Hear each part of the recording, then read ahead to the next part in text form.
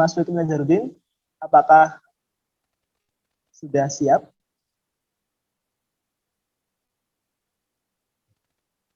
Baik. Ya. Baik ya teman-teman, insya Allah tilawah akan dibacakan oleh beliau Mas Fikri Nazarudin. Silahkan Mas Fikri Nazarudin, waktu dan tempat kami silahkan. Mas Fikri Nazarudin, apakah sudah siap?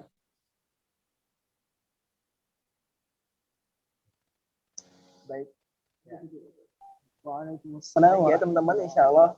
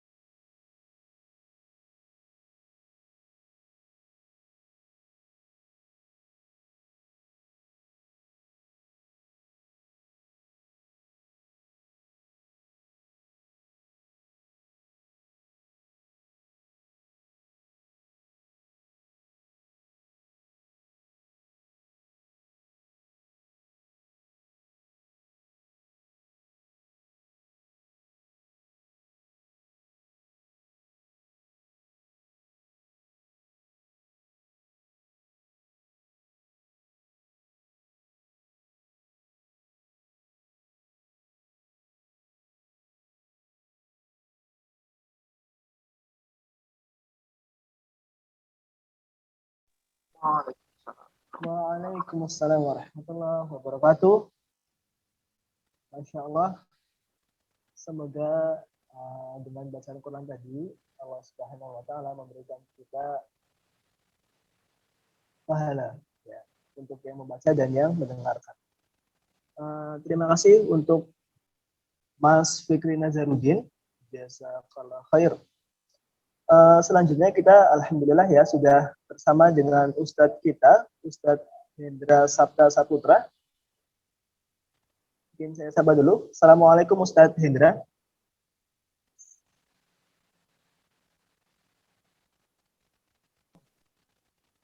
Waalaikumsalam warahmatullahi wabarakatuh.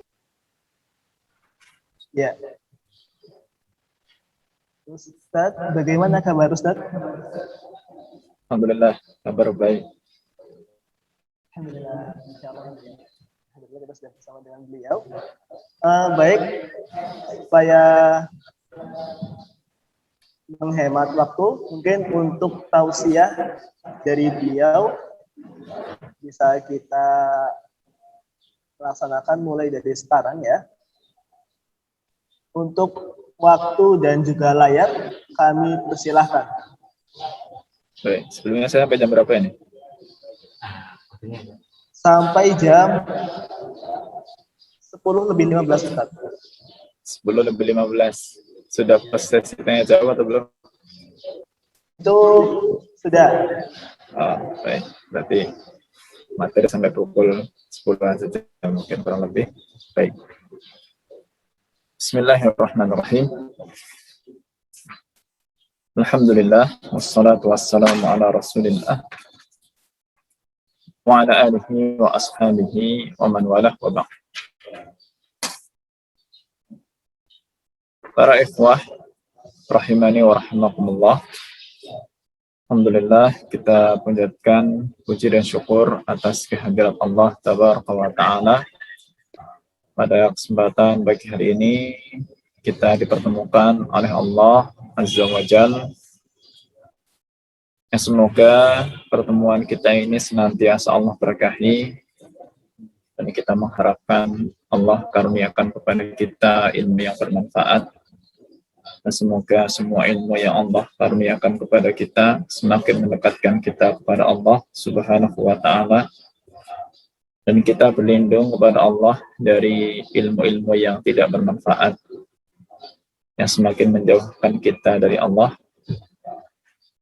Tak lupa salawat teriring salam semoga senantiasa Allah curahkan kepada panutan kita Nabi Agung Muhammad sallallahu alaihi wasallam, juga segenap keluarga, para sahabat, para tabi'in, atba'ut tabi'in, dan seterusnya dari pengikut Nabi alaihi salatu wassalam, yang mudah-mudahan kita termasuk di dalamnya.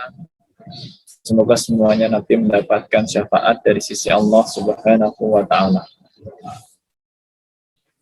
Baik, kesempatan pagi hari ini kita akan membahas 3 fondasi utama ya, dalam beragama. Yang di dalamnya 3 fondasi ini adalah tentang mengenal Allah, mengenal Nabi alaihi salatu wassalam, dan mengenal agama Islam. Mengenal Allah, mengenal Nabi, dan mengenal agama Islam. Nah, tentunya 3 hal inilah nanti yang kita akan ditanya setelah kita masuk ke alam kubur kita, dan semuanya pasti akan ditanya. Ya, semuanya pasti akan ditanya. Siapa Rob kita, sesembahan kita? Siapa Nabi yang menjadi panutan kita? Dan apa aturan-aturan yang kita pakai dalam hidup kita, dalam menghabiskan usia kita sampai kita menghadap Allah Subhanahu wa ta'ala. Itulah yang disebutkan dalam hadis yang diriwayatkan oleh Imam Ahmad, Imam Abu Dawud, dan yang selainnya dari sahabat Al-Bara bin Azib radhiyallahu ta'ala anhu, dalam rangkaian perjalanan ruh manusia, mulai dicabutnya ruh oleh malaikat maut, ya, hingga dibawa, kemudian dimasukkan kembali ke alam kuburnya, bertemu dengan dua malaikat, Munkar dan Nakir, ya, dan kemudian ditanya. Adapun mukmin, ya, orang yang beriman ketika ditanya oleh malaikat Munkar dan Nakir, siapa Tuhanmu, siapa nabimu, dan apa agamamu, maka seorang mukmin dia akan menjawab dengan lancar bahwa Tuhannya adalah Allah, nabinya adalah Nabi Muhammad SAW, dan agamanya adalah Islam. Dalam riwayat yang lain ditanya apa kitabnya, tentu kitabnya adalah Al-Qur'anul Karim. Adapun orang yang tidak beriman, demikian juga dengan orang-orang munafik, ketika mereka ditanya, maka mereka semua hanya menjawab, ha la adri. Sami'atun nasa yaquluna faqultu. Saya hanya melihat atau mendengar orang-orang mengatakan ini dan itu, dan saya pun hanya ikut mengatakan seperti itu juga. Ya, maka dalam hal ini menunjukkan bahwa pengetahuan kita tentang Allah Subhanahu wa Ta'ala dan pengenalan kita terhadap Nabi Sallallahu Alaihi Wasallam, juga terhadap agama Islam, itu tidak boleh hanya bermodalkan katanya, kata orang, karena agama ini, sebagaimana Nabi Sallallahu Alaihi Wasallam tegaskan dalam hadis riwayat Imam Bukhari Muslim, ya, nahan Nabi Sallallahu Alaihi Wasallam an qila wa qal. Nabi Alaihi Wasallam itu melarang untuk bermodal katanya dan katanya. Kita nggak boleh bermodal katanya dan katanya. Itu kalau dalam urusan dunia, ya, apalagi dalam urusan agama. Kita harus betul mengenal fondasi agama ini berdasarkan sumber yang sahih, yang dipertanggungjawabkan di hadapan Allah Subhanahu wa Ta'ala. Ini penekanan pertama yang Anda sampaikan, ya, bahwa kita mengenal Allah, mengenal Nabi, mengenal Islam bukanlah dengan modal kata orang. Sekalipun kita mendengarnya mungkin dari ustaz, kita mendengarnya dari kiai, kita mendengarnya dari guru, kita harus tahu apa landasan mereka dalam berbicara. Ya, apa landasan mereka dalam berbicara. Karena bukan berarti ketika seseorang itu punya gelar ustaz, punya gelar kiai, punya gelar ulama, punya gelar syekh, apapun gelarnya, bukan berarti dia punya hak untuk membuat aturan baru di dalam agama Islam. Tidak. Mereka semakin tinggi gelarnya, semakin tinggi ilmunya, harus semakin menyadari bahwa setiap ucapannya harus punya landasan dari Al-Quran dan hadis Nabi SAW yang sahih. Maka sedikit Anda sampaikan sebuah pesan, ya, dari sahabat Abdullah bin Mas'ud radhiyallahu taala anhu. Ya, laisal ilmu bi katsir riwayah, ya, innamal ilmu al khasyah. Ilmu itu bukan kita banyak bicara, tapi ilmu adalah rasa takut kita kepada Allah Subhanahu wa Ta'ala. Ya, itulah ilmu. Baik. Kemudian, kenapa kita harus mengenal Allah? Kenapa kita harus mengenal Nabi Sallallahu Alaihi Wasallam? Dan kenapa kita harus mengenal agama kita? Jadi, kita harus tahu kenapa kita bahas 3 fondasi ini. Ya. Kenapa ini penting untuk senantiasa diingatkan. Kita semua sepakat, insya Allah, ya, semuanya sepakat bahwa kita diciptakan oleh Allah Subhanahu wa Ta'ala itu hanya untuk menyembah Allah. Anda tekankan ini dulu, poin pertama atau poin kedua lah. Karena tadi yang pertama Anda sudah tekankan bahwa berbicara agama itu tidak boleh hanya modal katanya, tapi harus modal dengan dasar yang bertanggung jawabkan, yaitu Al-Quran dan hadis. Lalu sekarang yang kedua, kenapa kita mengenal Allah? Ya, kita sepakat bahwa kita diciptakan oleh Allah Subhanahu wa Ta'ala itu untuk ibadah. Ya, jadi sebuah kekeliruan. Ya, sebuah kekeliruan. Kalau ada orang mengatakan bahwa dunia dan akhirat kita harus seimbang, ya, sebuah kekeliruan. Lebih keliru lagi ketika orang mengatakan carilah dunia tapi jangan lupa akhirat. Semakin jauh lagi itu. Kita sekedar mengatakan bahwa dunia dan akhirat harus seimbang, itu sudah salah. Apalagi kita mengatakan carilah dunia tapi jangan lupa akhirat. Dan itu yang justru banyak terjadi. Ya. Orang bekerja tapi jangan lupa sholat. Seperti itu. Kita makan ini dan itu, kita pakai ini dan itu, tapi jangan lupa ada yang disisihkan untuk sedekah. Itu kan praktik kita sehari-hari. Atau mungkin kita katakan praktik banyak orang. Silahkan belajar ilmu ini dan ilmu itu, ya, tapi jangan lupa ngaji. Jadi ngajinya itu nomor 2. Sedekahnya nomor 2. Bahkan bisa jadi sholatnya nomor 2. Ini fenomena di mana-mana. Sumbernya kenapa? Jadi sebabnya apa? Kenapa orang punya prinsip hidup itu terbalik seperti itu? Karena memang awalnya mereka tidak tahu tujuan mereka diciptakan oleh Allah Subhanahu wa Ta'ala itu untuk apa. Tidak tahu.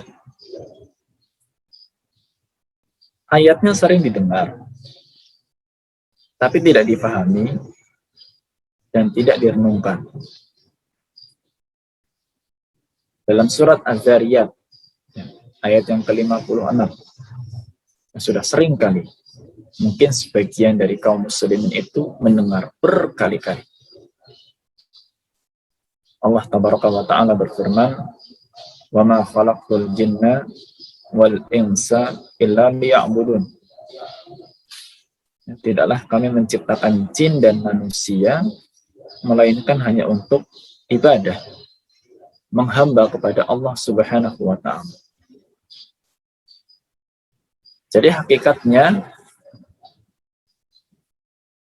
dalam setiap aktivitas kita, ya, entah kita mulai dari bangun tidur, kita bahkan menunaikan hajat kita sarapan, kita siap-siap mau berangkat, entah kuliah, entah bekerja, bahkan aktivitas kita ketika sedang kuliah dan sedang bekerja, hingga nanti datang waktu sholat zuhur, terus kemudian waktu istirahat kita, makan siang kita, sholat asar, setelah asar kita mungkin beraktivitas yang santai, ya, atau mungkin sedang mengerjakan tugas, sampai sholat maghrib, nanti ada aktivitas bahkan mandi kita, ya, bahkan nanti setelah sholat maghrib kita mungkin ada ngaji, semuanya, bahkan sampai aktivitas tidur kita, semuanya 24 jam, tidak terlewat 1 detik pun. Semuanya adalah dalam rangka penghambaan kita kepada Allah Subhanahu wa Ta'ala. Semuanya. Tidak 1 detik pun kita lewatkan dalam hari-hari kita, melainkan di situ kita sedang menghamba kepada Allah Subhanahu wa Ta'ala. Ini yang mesti dicamkan oleh kita semuanya. Tidak boleh ada waktu hanya 1 detik, 1 menit. Kita tidak sedang menghamba kepada Allah. Maka semua aktivitas kita itu hanya berputar antara 2 tujuan. Ya. Imma aktivitas kita adalah ibadah yang sifatnya mahdoh, ibadah yang sifatnya murni, seperti sholat, sedekah, puasa. Itu ibadah yang sifatnya murni ibadah. Atau yang kedua adalah ibadah yang statusnya, kedudukannya sebagai perantara, atau dikatakan ghairu mahdoh. Ya, ada ibadah yang murni ibadah, ada ibadah yang menjadi sarana, ya, perantara menuju ibadah yang murni. Semuanya seperti itu. Kita makan, ya, kita makan sarapan pagi. Itu sebetulnya adalah ibadah kita. Tapi ada nggak kita menghadirkan makna ibadah dalam sarapan pagi kita? Kita nyalakan motor, ya, kita kemudian mungkin tarik gasnya, kita berjalan selama perjalanan, itu adalah ibadah kita. Ya, ibadah itu tidak hanya masalah kita sholat, masalah kita puasa, masalah kita sedekah, ya, masalah kita baca Quran. Kemudian dikesankan kalau kita lagi belajar selain Quran, selain agama, mungkin kita sedang aktivitas duniawi mencari nafkah, ya, kemudian kita tidak sedang beribadah. Tidak, semuanya ibadah. Tapi apakah kita sudah menghadirkan nilai ibadah dalam setiap aktivitas kita? Bahkan dalam aktivitas tidur kita, tidur malam dan tidur siang. Sangat rugi sekali kalau misalkan dalam 24 jam kita punya waktu. Yang kita hitung sebagai waktu ibadah hanya ketika kita sholat, ketika kita sedang baca Quran. Ya, coba. Dalam 24 jam, kita sholat 5 waktu, anggaplah kita sholat beserta dengan sholat sunnahnya, qobliyah dan ba'diyah. Dalam satu sholat, itu paling kita hanya makan waktu setengah jam. Itu sudah cukup lama. Sudah cukup lama. Kalau satu sholat kita makan waktu setengah jam, ya Masya Allah, 5 waktu, 30 menit dikali 5, ya ada 150 menit. Ya, setengah jam dikali 5 ada 2,5 jam, ya kurang lebih. Ya, dalam 24 jam yang kita gunakan untuk ibadah hanya 2,5 jam. Tambahlah misalkan tilawah Quran setengah jam. Jadi yang kita gunakan untuk ibadah hanya 3 jam. Dalam 24 jam yang kita gunakan untuk ibadah hanya 3 jam. Kalau kita anggap ibadah hanya itu saja. Ya. 3 jam dibanding 24 jam itu hanya 1/8. Ya, 1/8. Andai kata kita diberi usia oleh Allah Subhanahu wa taala sampai 80 tahun misalnya. 80 tahun saja, kita nggak dihitung ibadah kita sejak umur 1 tahun. Kita dihitung sejak usia kita balik, baru kita dihitung ibadah. Ya. Anggaplah 80 tahun semuanya dihitung ibadah, anggaplah. Ya. Dihitung sejak umur 0, ya, 1 tahun sudah dianggap dicatat amalannya. Berarti kalau kita menghitung ibadah kita hanya tadi 1/8, ya, kita hanya ibadah 10 tahun dari 80 tahun yang Allah Subhanahu wa taala berikan. Yang 70 tahun mau dinilai apa? 70 tahun akan dinilai apa? Enggak nilai ibadahnya sama sekali. Rugi sekali. Dikasih waktu 80 tahun, ternyata yang bernilai ibadah hanya 10 tahun, itu pun kalau ibadahnya diterima oleh Allah Subhanahu wa taala seluruhnya.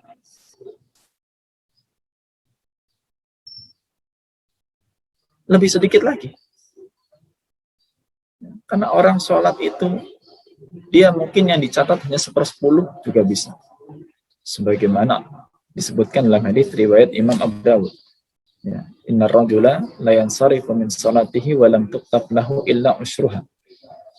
Bisa jadi seorang itu lepas selesai dari sholatnya dan yang dicatat dari sholatnya hanya 1/10 saja. Ya, 1/10. Ya, 30 menit sholat yang dicatat hanya 1/10. Berarti cuma 3 menit. Minim sekali nilai ibadah kita di hadapan Allah Subhanahu wa taala. Kalau kita tidak menjadikan aktivitas-aktivitas duniawi kita kemudian juga bernilai ibadah. Ya, kalau 24 jam dalam satu hari semuanya nilai ibadah, ya, maka berapa puluh tahun pun Allah berikan usia, semuanya bernilai ibadah. Itu pun andai kata orang punya usia puluhan tahun dan semuanya ibadah dan dia masuk surga, itu bukan berarti surga dia beli dengan pahala dia. Ya, tidak. Bahkan Nabi SAW pun beliau itu masuk surga bukan karena pahalanya banyak. Ya, bukan karena pahalanya banyak. Ya. Dalam hadis riwayat Imam Bukhari, Nabi SAW bersabda, "La yadkhulu ahadukumul jannata bi'amalihi." Tidak satupun di antara kalian itu masuk surga dengan amalannya. Nggak ada. Ya, tidak ada. Ibarat amalan kita itu nggak bisa untuk bayar tiket masuk surga. Nggak bisa. Maka Nabi ditanya, "Wala anta ya Rasulullah? Apakah engkau juga demikian?" Ya. Masuk surga bukan karena amalanmu banyak. Maka Nabi SAW menjawab, "Wala ana." Demikian juga dengan saya. Bukan karena amalan Nabi banyak, bukan. Illa an yataghammadani Allah bi rahmatih. Hanya saja Allah mencurahkan rahmatnya kepada. Ya, semua ketika masuk surga itu murni karena kemurahan Allah Subhanahu wa ta'ala. Murni. Pahami ini ya, bahwa kita semuanya diciptakan oleh Allah Subhanahu wa ta'ala untuk beribadah. Maka jangan sampai ada satu detik kita lewatkan tanpa nilai ibadah, tanpa ada nilai penghambaan kita kepada Allah Subhanahu wa ta'ala. Nah, dari poin yang kedua ini, setelah kita memahami bahwa tujuan kita semua diciptakan oleh Allah ada di dunia ini, diberi nikmat bisa melihat, bisa berbicara, punya panca indera, itu semuanya untuk mempersembahkan ya, ibadah kita kepada Allah Subhanahu wa ta'ala.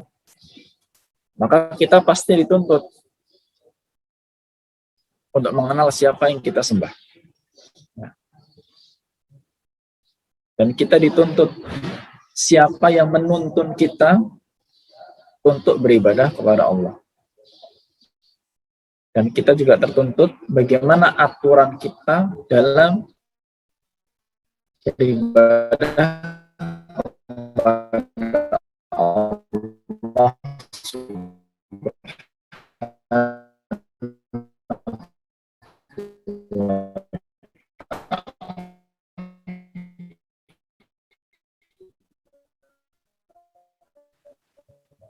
Mohon maaf, Ustaz. Dan orang yang tidak mengenal Allah Subhanahu wa ta'ala, maka perbuatan itu kufur. Baik, gimana sekarang? Ya, sekarang sudah kembali lagi, Ustaz. Sudah terdengar. Baik. Saya melanjutkan lagi ya. Ya, nama Ustaz. Silakan. Baik. Jadi orang yang tidak mengenal Allah Subhanahu wa ta'ala, ya, orang yang tidak mengenal Allah, dia yang akan melakukan perbuatan kekufuran dan tidak mengerti apa yang harus dia lakukan di dunia ini. Ya. Itulah kemudian banyak orang terjatuh kepada paham ateis. Ya. Tidak mengakui adanya Allah Subhanahu wa ta'ala, adanya pencipta. Dia pikir dunia ini semuanya ada dengan cara kebetulan. Tidak ada yang mengatur. Ya. Dan itu sudah fitrah yang sangat-sangat rusak. Karena tidak mungkin, ibaratnya bayi lahir pun pasti ada perantara antara pasangan laki-laki dan perempuan. Ya. Itu bayi lahir. Ya, bayi lahir. Lalu bagaimana dengan semua yang sudah ada, ya, tertata rapi, teratur sekali, siang dan malamnya, pergerakan semua bendanya, ya, dan kesempurnaan yang ada dari makhluk-makhluk yang di sekeliling kita. Tidak mungkin kalau tidak ada yang menciptakan. Ini fitrah manusia yang sudah terlebih dahulu mengakui bahwa Allah Subhanahu wa Ta'ala itu ada. Hanya tinggal memunculkan bagaimana dia itu punya rasa ya, untuk menghamba kepada Allah, menghamba kepada Sang Pencipta, tunduk, ya, patuh ketika Allah perintahkan maka siap untuk menjalankan, dan ketika Allah larang pun siap untuk meninggalkan. Dan Allah Subhanahu wa Ta'ala ketika menuntut kita untuk mengenal Allah Subhanahu wa Ta'ala sebagai sembahan kita, tidak mungkin Allah biarkan ya untuk kita mencari sarananya sendiri. Tidak mungkin. Allah Subhanahu wa Ta'ala sediakan semua sarana yang kita butuhkan untuk mengenal Allah. Semua sarana yang kita butuhkan Allah sudah sediakan. Karena mengenal Allah ini kebutuhan yang paling pokok. Kalaulah kebutuhan yang tidak pokok saja, Allah penuhi. Sebagian ulama memberi analogi begini. Antara udara dan air. Ya, antara udara dan air. Mana yang kebutuhannya paling mendesak? Pasti kita lebih butuh udara. Ya, kita semenit nggak bernafas, nah itu sudah. Kalau bahasa orang Jawa sudah cengep-cengep, ya nggak bisa. Ya. Apalagi lebih dari semenit. Tapi kita sehari 24 jam nggak minum, insya Allah kita masih hidup. Paling haus saja. Ya, paling haus saja. Tapi masih hidup insya Allah. Ya. Sehari, 2 hari, 2 kali 24 jam nggak ada air masuk dalam tubuh kita, insya Allah kita masih hidup. Mungkin lemas, pingsan, iya, tapi hidup. Tapi udara. Ya. 5 menit kita nggak bernafas, mati kita. 10 menit mati jelas. Ya. Maka Allah sediakan udara lebih banyak daripada air. Karena kebutuhan kita terhadap udara lebih mendesak. Semakin tinggi kebutuhan kita, pasti Allah semakin sediakan. Sederhana tadi hanya antara air dengan udara. Maka kalau mengenal Allah Subhanahu wa Ta'ala itu lebih mendesak daripada itu semua, daripada kebutuhan kita terhadap air dan udara. Karena setiap detiknya kita harus mengenal Allah Subhanahu wa Ta'ala, maka sarana yang Allah sediakan untuk mengenal Allah sebetulnya lebih banyak lagi daripada sekedar udara dan air. Bahkan udara dan air itu termasuk sarana yang Allah sediakan untuk mengenal Allah Azza wa Jalla. Maka semuanya selain udara, air, maka semua makhluk yang ada di sekeliling kita, semuanya itu adalah sarana untuk kita mengenal Allah Azza wa Jalla. Maka Allah sediakan sarana 2 ya, bagi kita untuk mengenal Allah Azza wa Jalla. Pertama adalah dengan ayat-ayat Allah yang disebut dengan ayat kauniyah. Ya. Ayat-ayat Allah yang dikenal dengan ayat kauniyah. Ayat kauniyah itu semua ciptaan Allah. Ya. Maknanya semua ciptaan Allah itulah ayat kauniyah. Tanda-tanda kekuasaan Allah Subhanahu wa Ta'ala.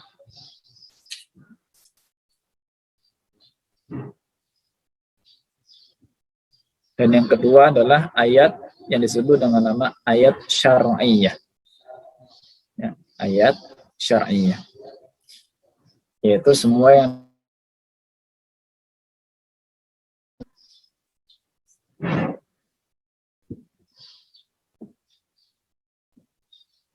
dan mungkin untuk menyederhanakan materi kita, ya kalau ayat dalam Al-Quran ya tentunya antum sangat perlu untuk belajar, membaca, memahami, ya. Namun sebelum ayat-ayat syar'iyah, ayat-ayat Al-Qur'aniyah, ya, seorang seharusnya bisa mengenal Allah Subhanahu wa Ta'ala dengan ayat-ayat kauniyah. Allah sediakan semuanya sebagaimana Allah berfirman dalam surat Al-A'raf ayat yang ke-54, ya. Inna rabbakumullahu alladhi khalaqas samawati wal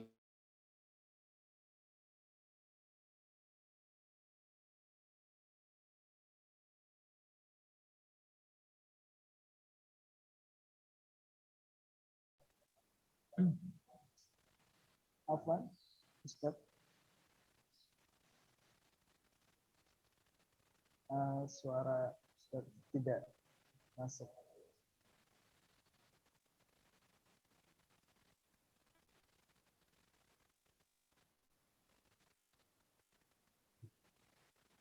Ya, mohon maaf teman-teman, mungkin ada sedikit gangguan sinyal.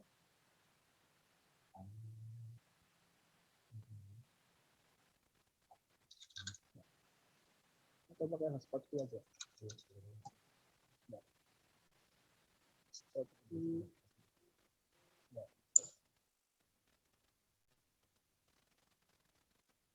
Di garis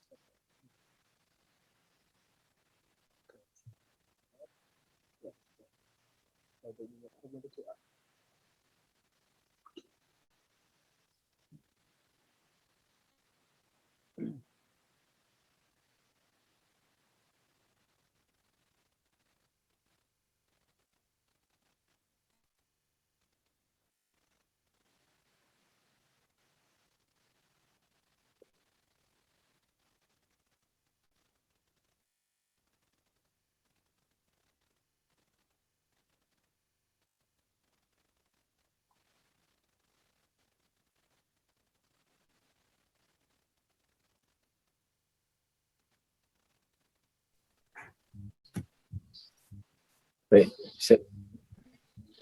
bisa dilanjutkan ya. Iya, bisa Ustaz. Baik. Baik, tadi sampai disebutkan surat Al-A'raf ayat 54. Allah Subhanahu wa taala berfirman, sesungguhnya Rabb kalianlah yang menciptakan langit dan bumi. Rabb kalian Allah yang telah menciptakan langit dan bumi dalam waktu 6 hari, kemudian bersemayam di atas arsy, kemudian menutupkan malam, ya, dengan siang mereka saling bergantian antara siang dan malam, dan bergantian dengan cepat, ya, tidak ada jeda antara siang dan malam. Demikian juga dengan matahari, dengan bulan, bintang, semuanya turun dengan perintah Allah Subhanahu wa taala. Maka Allah yang memiliki kuasa untuk perintah mereka, dan Maha Suci Allah, Rabb semesta alam. Nah, jadi Allah sediakan semuanya. Ya, maka salah satu yang senang dilakukan oleh Nabi SAW, contoh konkret ya, bagaimana Nabi mencontohkan kepada kita mengenal Allah Subhanahu wa taala melalui semua ciptaannya, adalah ketika beliau bangun malam. Ya, di antara sunnah Nabi SAW, kalau bangun malam itu melihat luar, dan beliau menyempatkan untuk melihat langit, ya, melihat langit. Kemudian beliau membaca akhir surat Ali Imran, mulai dari ayat 190, ya, sampai habis, ya, sampai ayat 200. Nah, pada situ ada ayat berbunyi, Rabbana ma khalaqta hadza batila. Ya, wahai Rabb kami, engkau tidak menciptakan semua ini dengan tujuan yang batil. Pasti ada hikmahnya. Ya. Jadi sangat rugi kalau misalkan ada anak-anak pecinta alam misalkan, ya, kemudian pergi, ya, main kemana gitu, camping misalkan, pulang-pulang kok nggak rajin sholat, itu aneh. Ya. Harusnya pecinta alam, ya, ketika sudah mentadaburi alam ini, semakin ingat dengan Allah Subhanahu wa taala, ya, semakin tinggi imannya dan semakin rajin beribadah. Maka seharusnya anak-anak pecinta alam itu yang paling rajin ibadah seharusnya. Ya. Seharusnya termasuk yang paling rajin ibadah, karena berkali-kali, mentadaburi alam-alam ciptaan Allah Subhanahu wa taala. Tapi justru di beberapa tempat fenomenanya terbalik. Ya.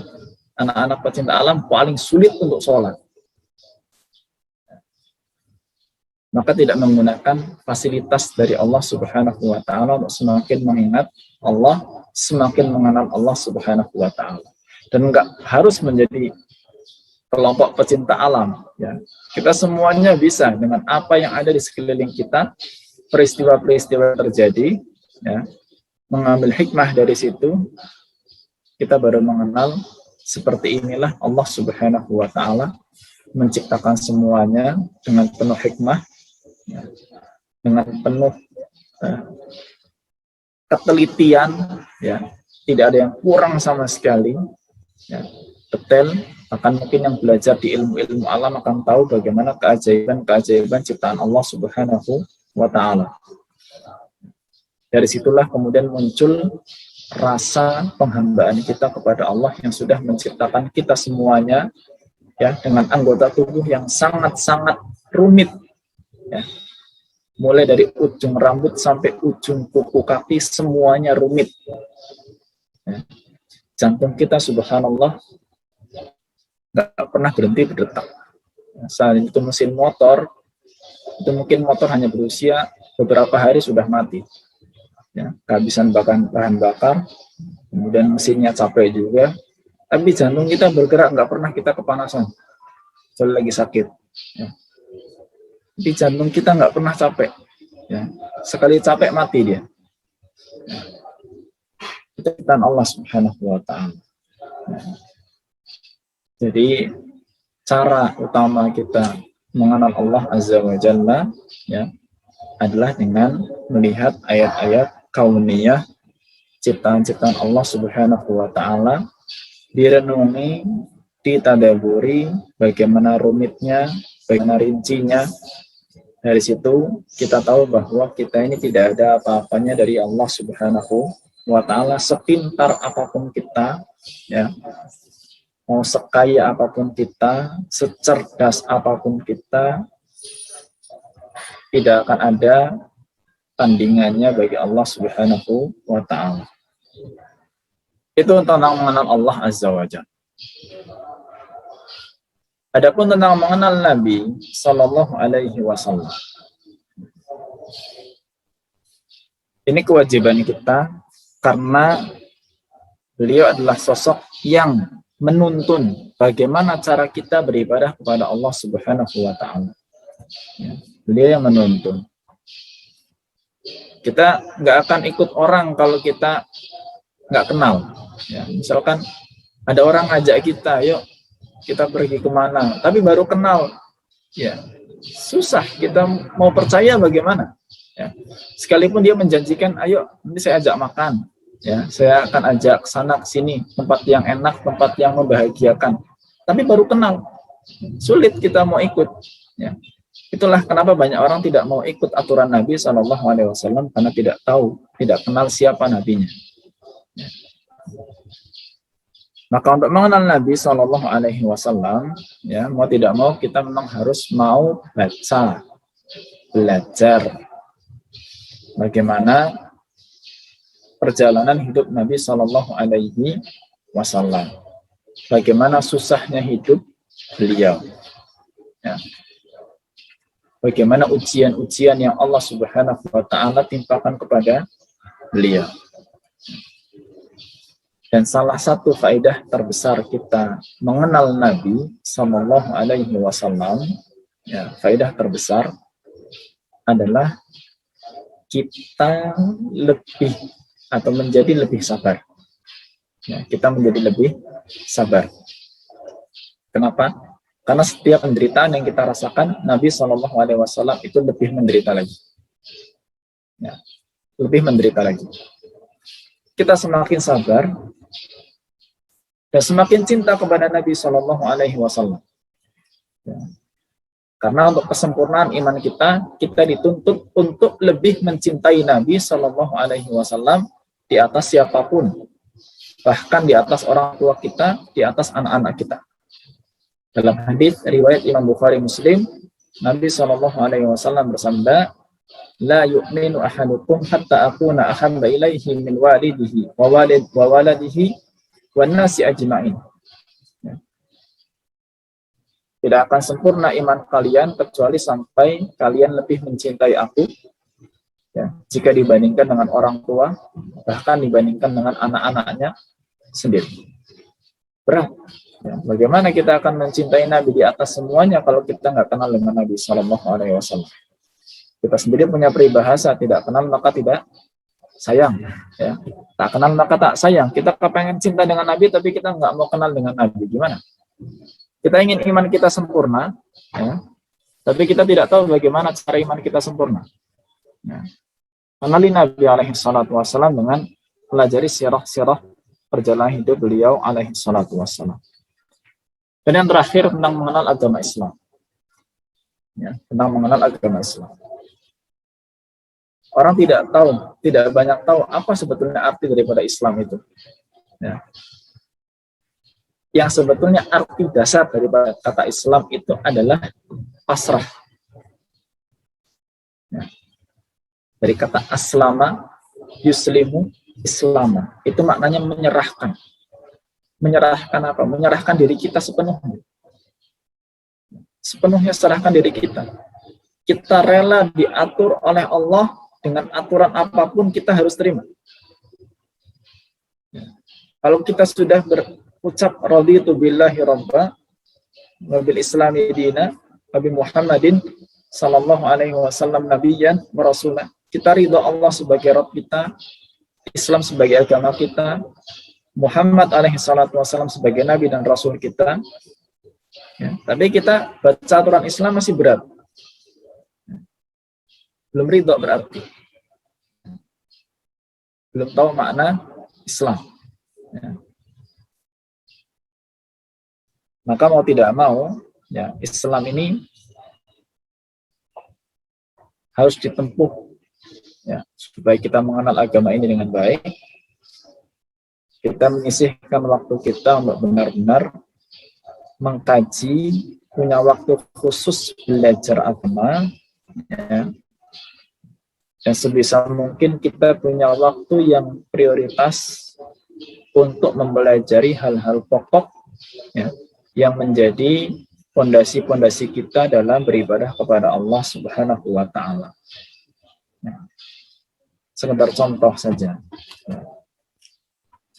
Seandainya sekarang kita sudah sholat 5 waktu, ya, sholat 5 waktu. Tapi kalau ditanya, dari semua gerakan sholat, yang rukun apa saja, yang sunnah apa saja, ya, itu ibadah kita paling pokok dan sehari-hari kita ulang.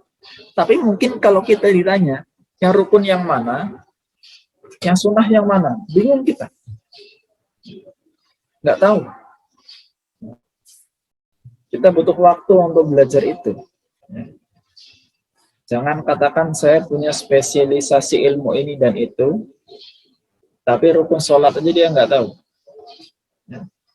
Itu bukan spesialisasi namanya. Itu sebuah penyanyian terhadap agamanya sendiri. Dan Islam ini syarat mutlak, ya, seseorang untuk masuk surga. Ya, syarat mutlak seseorang untuk masuk surga dan diterimanya amalan di sisi Allah Subhanahu wa Ta'ala. Sebagaimana Allah sebutkan dalam surat Ali Imran ayat yang ke-85, "Wa may yabtaghi ghairal islami dina fala yuqbala minhu wa huwa fil akhirati minal khasirin." Barang siapa yang mencari agama selain Islam, maka tidak akan diterima apapun darinya, tidak akan diterima oleh Allah Subhanahu wa Ta'ala, dan di akhirat kelak dia termasuk orang-orang yang rugi. Rugi itu tidak akan masuk surga tentunya.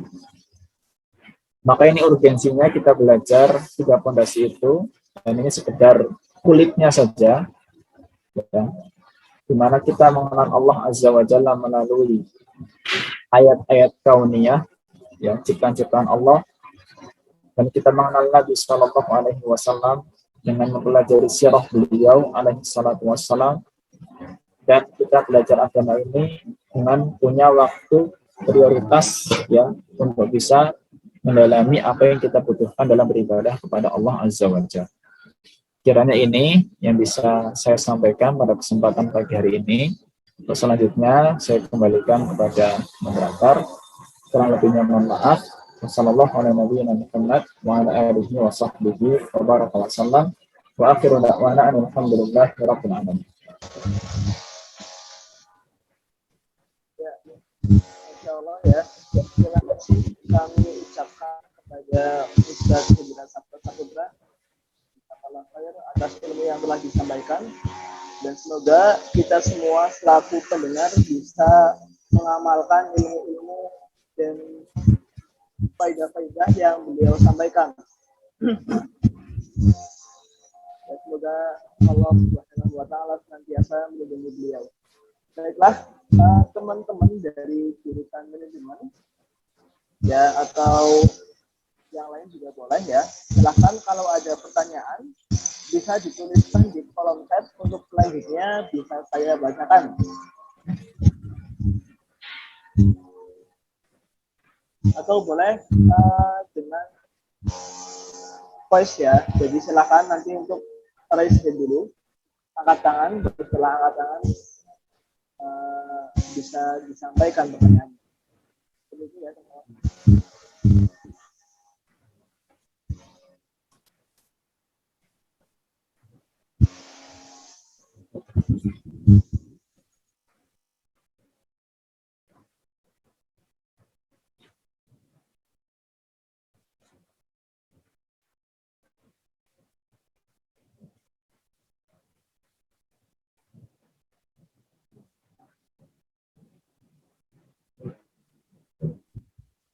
Ya, dan juga untuk teman-teman manajemen silakan mengisi form absensi yang telah tersedia.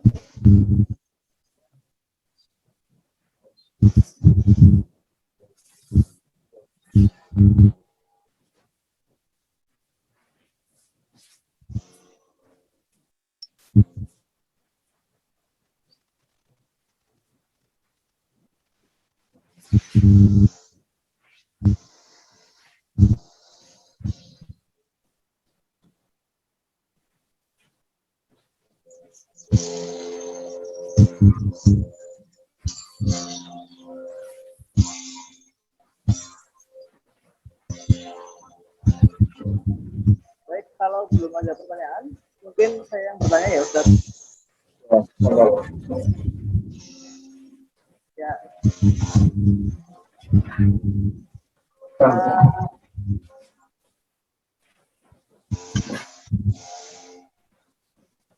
Dalam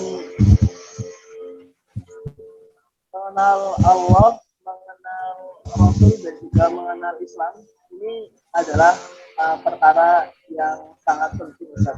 Apakah perkara-perkara ini juga masuk ke dalam masalah haji?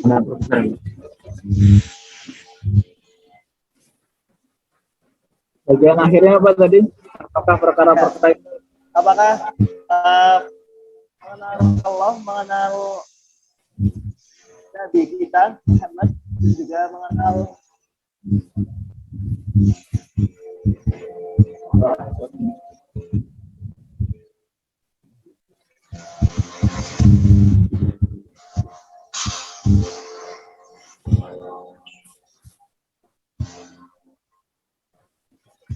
ya, baik Ustaz.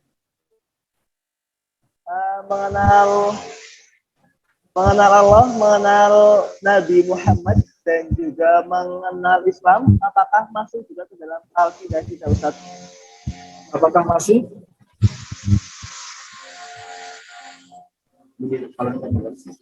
Ya, suaranya enggak ini sih, enggak nyata mereka gitu. Oh ya, baik. Enggak begitu dengar. Baik, mungkin langsung saja kita ke pertanyaan dari teman-teman ya. Oh, ada masuk. Ya. Baik, ini ada pertanyaan masuk. Oke. Ya, baik.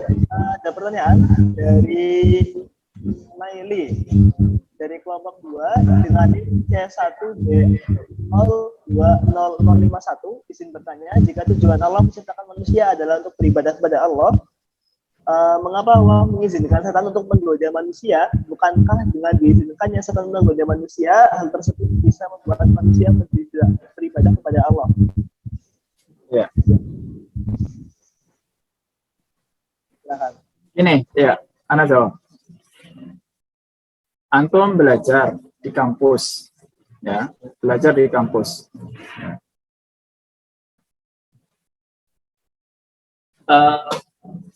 Antum punya tugas dari kampus, ya.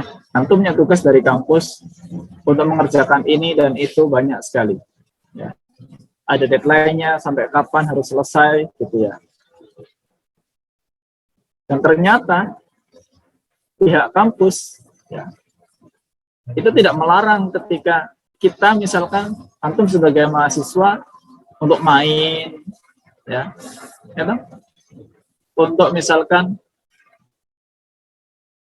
bergaul, ya mungkin di antara semua teman tidak, ya, tidak semuanya membawa kita kepada hal yang positif. Dan semua itu, ya, seperti Allah Subhanahu wa Ta'ala izinkan iblis dan syaitan untuk mengganggu manusia, ya. Itu sebuah ujian, ya. Antum ketika mengerjakan ujian, misalkan multiple choice, bentuknya pilihan ganda. Yang diharapkan dari antum adalah mendapatkan nilai 100, perfect, ya. Kepengennya dapat nilai perfect 100. Tapi kenapa dalam pilihan ganda, misalkan pilihan A, B, C, D, E, yang benar ada berapa? 1. Misalkan yang benar cuma A, B, C, D, E, salah. Kenapa harus ada yang salah? Ya. Kita semua dituntut supaya bisa nilainya bagus, perfect, kalau bisa nggak ada yang salah. Tapi kenapa harus ada pilihan jawaban yang salah? Jawaban kita nggak lain pasti mengatakan, ya itulah namanya ujian. Ya, kalau nggak ada yang salah, bukan ujian namanya. Demikian juga dengan Allah Subhanahu wa Ta'ala. Izinkan setan untuk menggoda manusia, itu semuanya ujian bagi kita. Siapa di antara kita itu yang lulus dalam menghadapi rintangan-rintangan yang dilakukan oleh iblis, setan, dan bala tentaranya, baik setan dari kalangan jin maupun setan dari kalangan manusia. Semuanya seperti itu. Kita disuruh ujian, diharapkan nilainya bagus, tapi kasih jawabannya banyak salahnya. Pilihan jawabannya 100, kasih jawaban yang benar. Ya, jawaban yang benar apa? Jawab kita semua dengan jawaban yang betul, kasih kunci jawabannya 100 gitu nilainya. Allah pun seperti itu. Memberikan hal-hal yang salah, ada yang haram, dipampangkan kepada kita. Justru yang haram itu lebih membahagiakan di dunia daripada yang halal, misalkan. Ya, semua itu ujian kita, ya, ujian kita, dan itu bagi kita pun sudah logis sekali, ya, sudah logis sekali untuk membedakan siapa di antara kita yang memang imannya baik dan siapa di antara kita imannya lemah. Allah Ta'ala a'lam bishawab. Baik, terima kasih untuk jawabannya, Ustaz. Ya, jadi begitu. Adanya setan itu di Allah Subhanahu wa Ta'ala untuk apa? Untuk menjadi manusia, ya. Baik, mungkin ada satu pertanyaan lagi, Ustaz, dari Alfian Firdaus, kelompok 1. Saya bacakan. Assalamualaikum Ustaz, saya Alfian Firdaus Nugraha, NIM C1B2001, kelompok 1. Izin bertanya, bagaimana caranya kita bisa beristiqomah dalam mengikuti dan meneladani sifat-sifat Rasul dan beristiqomah dalam berdakwah mengenai ajaran Rasul. Terima kasih Ustaz. Baik. Baik, cara kita istiqomah untuk meneladani sifat-sifat Rasul, sifat-sifat Rasul dan dakwah Nabi Shallallahu Alaihi Wasallam. Ana sampaikan ya bahwa istiqomah itu adalah pemberian Allah Subhanahu. Hati yang istiqomah itu karunia Allah Subhanahu wa taala. Taufik dari Allah Subhanahu wa taala. Semuanya itu. Keinginan kita untuk istiqomah, kita minta kepada Allah Subhanahu wa taala. Kalau kita menyadari kita harus istiqomah, kita belum istiqomah, kita kepengen istiqomah, itu sudah taufik pertama dari Allah Azza wa Jalla yang membuat hati kita ingin istiqomah. Berikutnya mintalah kepada Allah Subhanahu wa taala supaya taufiknya ditambah, tidak hanya berupa keinginan untuk istiqomah, tapi mengerti bagaimana cara untuk istiqomah. Dan faktor terbesar di antara yang besar-besar, faktor terbesar itu adalah faktor teman-teman kita. Itu sangat besar sekali pengaruhnya terhadap keistiqomahan kita. Sekali teman-teman kita, komunitas kita, teman kumpul kita bukanlah mereka yang istiqomah untuk menjalankan ajaran Nabi Shallallahu Alaihi Wasallam, sedikit banyak kita pasti akan terbawa. Ya, pasti akan terbawa. Maka pandai-pandailah meminta kepada Allah untuk diberikan teman-teman yang senantiasa menjaga kita, ya, senantiasa mengantarkan kita, mengajak kita kepada hal-hal yang positif, yang memang sesuai dengan apa yang diajarkan oleh Nabi Shallallahu Alaihi Wasallam. Sekali kita melenceng dengan teman-teman kita, sulit. Ya. Sehingga Nabi Shallallahu Alaihi Wasallam bersabda, Al-mar'u ala dini khalilihi. Orang itu akan terbawa dengan agama temannya. Ya, akan terbawa dengan agama temannya. Kalau temannya istiqomah, insya Allah kita akan berusaha untuk ikut istiqomah. Tapi kalau teman kita tidak istiqomah, ya, maka kita pun terbawa untuk tidak istiqomah. Itu faktor terbesar yang ada pada diri kalangan pemuda khususnya. Ya. Faktor teman-teman, pergaulan besar sekali. Selebihnya tentunya itu adalah karunia Allah Subhanahu wa taala, ya. Maka mintalah keistiqomahan, kunci utamanya ada pada salat. Kunci utamanya ada pada salat. Ketika kita meminta kepada Allah, ihdinas siratal mustaqim, tunjukkanlah kepada kami jalan yang lurus, itu doa yang sudah sangat komprehensif, yang paling lengkap di antara semua doa yang ada. Ya, kita minta petunjuk jalan yang lurus, dari situ kita minta, maka insya Allah keistiqomahan batin dan lahir kita akan mengikuti insya Allah. Ya, demikian kira-kira. Allahu a'lam bishawab.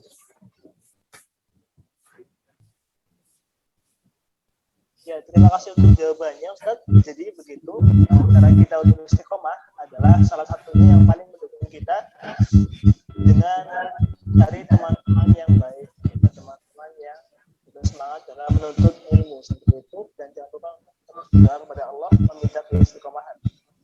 Dan semoga kita semua bisa melaksanakan hal tersebut, ya, dan dimudahkan oleh Allah Subhanahu wa taala. Baik, mungkin untuk tanya jawab kali ini cukup sampai sekian. Untuk pertanyaan-pertanyaan yang belum terjawab bisa ditanyakan pada kesempatan depan, ya, pada kajian mentoring ke depan, yaitu kajian mentoring yang kedua. Ya. Kami sampaikan jazakallahu khair kepada Ustadz Indra Sabto Saputra yang telah menjawab pertanyaan-pertanyaan kami. Jazakallahu khair, Ustaz. Iya. Ya, baik. Terus buat teman ya, jangan lupa juga untuk resum kajian, ya. Resum kajian ini maksimal dikumpulkan pada hari Minggu jam 12 malam, ya. Hari Minggu jam 12 malam. Untuk formatnya nanti insya Allah akan disampaikan disampaikan oleh mentor masing-masing melalui grup mentoring masing-masing. Begitu. Terkait dengan teknis, mungkin itu yang dapat kami sampaikan. Kurang lebihnya mohon maaf.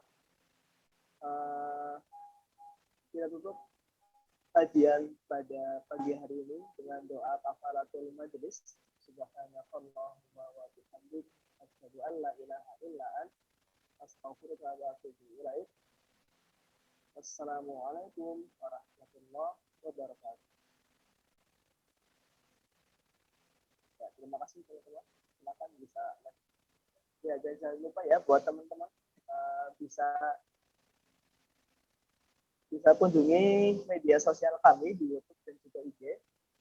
Ya, di YouTube